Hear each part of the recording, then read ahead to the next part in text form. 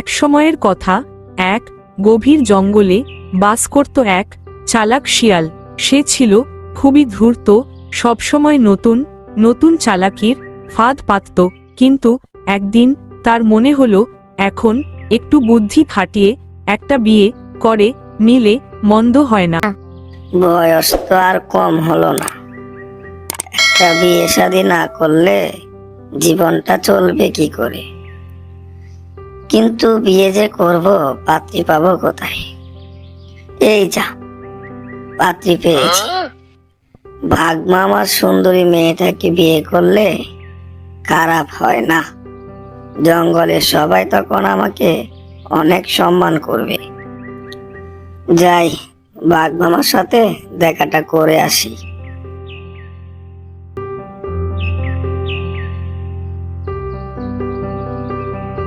আরে মামা, কেমন আছেন? আপনার কাছে এসেছি কিছু কথা বলতে, কিন্তু কিভাবে যে বলি, লজ্জাও করছে। ওরে বাবা, তোর আবার লজ্জা? কি নতুন নতুন কথা শোনাস? তো কি জন্য এসেছিস সেটা বলে ফেল। এসেই যখন পড়েছি তো আর লজ্জা করে কি লাভ, বলেই ফেলি। মামা, বিয়ের বয়স তো হয়ে গেছে, তো একটা বিয়ে করতে চাই।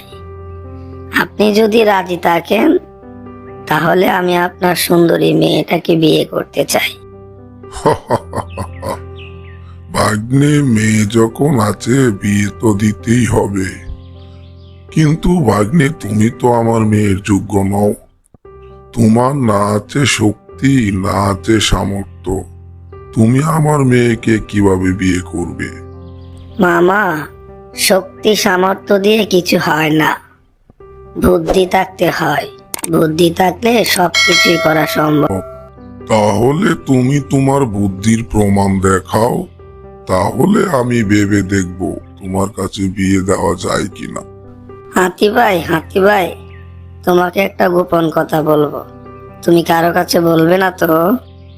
আরে না না, আমি আবার কার কাছে বলতে যাব? বল বল।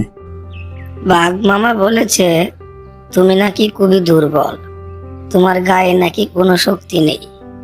তুমি নাকি দেখতে যত বড়, ততটুকু শক্তি নাকি তোমার গায়ে নেই। কি? বাঘের এত বড় সাহস আমাকে নিয়ে এসে আজে বাজে কথা বলে?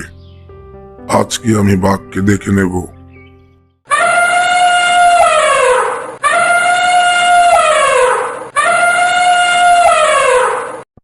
তুমি নাকি বলেছ আমার শরীরে কোনো শক্তি নেই, আমি নাকি দেখতেই শুধু বড়, আমার শরীর নাকি কোনো শক্তি নেই।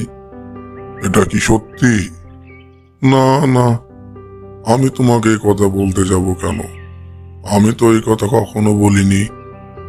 কিন্তু শিয়াল যে বলল তুমি নাকি এই কথা বলেছ। এই কথা? শিয়াল তাহলে তোমার সাথে চালাকি করেছে?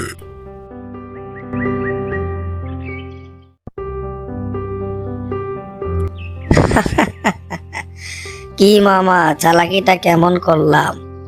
এখন তুমি তোমার সুন্দরী মেয়েকে আমার সাথে বিয়ে দেবে তো? ভাগ্নে, তুই চালাকি করে জিতেই গেলি।